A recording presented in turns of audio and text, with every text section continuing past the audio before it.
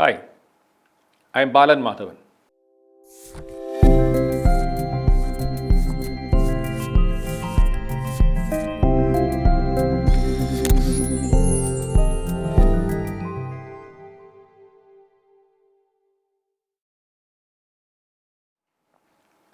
As a professional photographer, I can handle all branches of photography maybe with equal ease. This includes travel photography, architectural photography, medical photography, and obviously my passion, which is wildlife and nature photography. I've gone to many places: Africa, Antarctica, South America, North America, etc. But there are some images and some places which will always be with you even after you come back. Mexico was such an experience for me. I was in Mexico more than a decade back as a delegate and a member of the International League of Conservation Photographers participating in the World Wilderness Congress. This was in a small city called Merida in southern Mexico. As part of the project, we were given an assignment by ILCP to document the rich biodiversity of the Yucatan Peninsula, which is part of the southern Mexican region. I hope most of you have heard about Chichen Itza, one of the World Heritage Monuments, which is primarily a Mayan ruin pyramid. But there are so many other similar monuments and historical ruins in the Yucatan region. In fact, the whole landscape is full of such places. Most of you have heard of only about Chichen Itza because it's such a famous pyramid.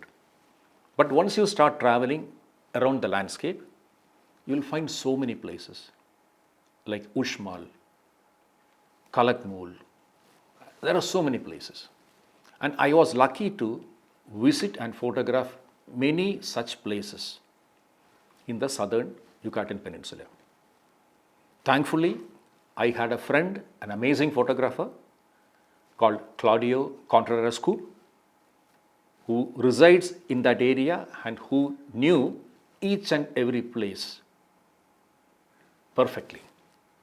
So we were traveling together and we were photographing many of these old beautiful ruins which now the nature has reclaimed.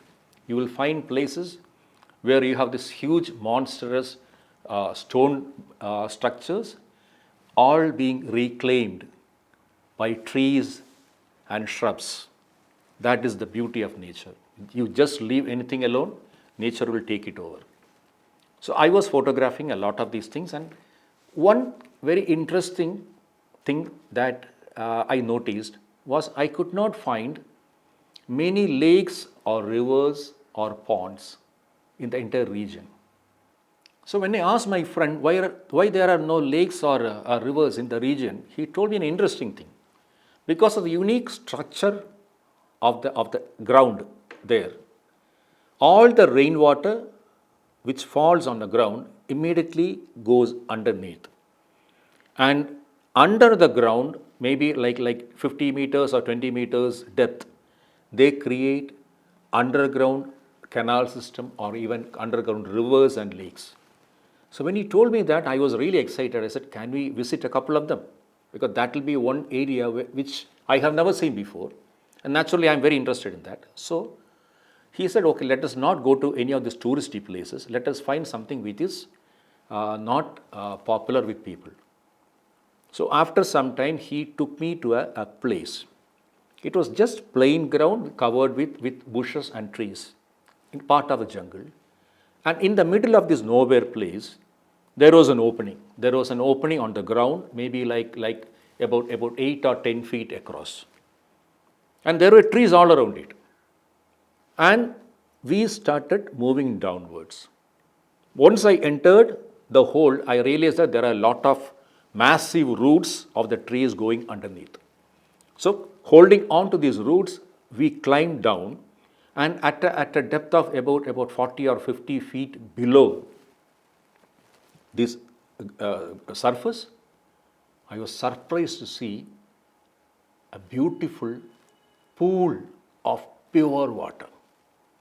The water was so clean, and it was like a glowing blue water that I could find underneath.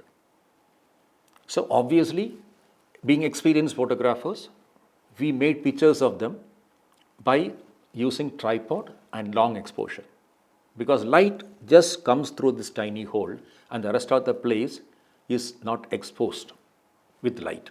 So you need to use a tripod and long exposure to make use of such a situation. So here are the examples that I show, because see, that is the beauty of our world. Our world is full of such amazing, surprising experiences.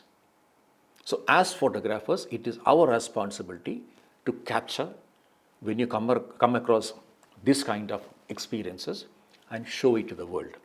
So here is my photograph of the cenote for you. Thank you.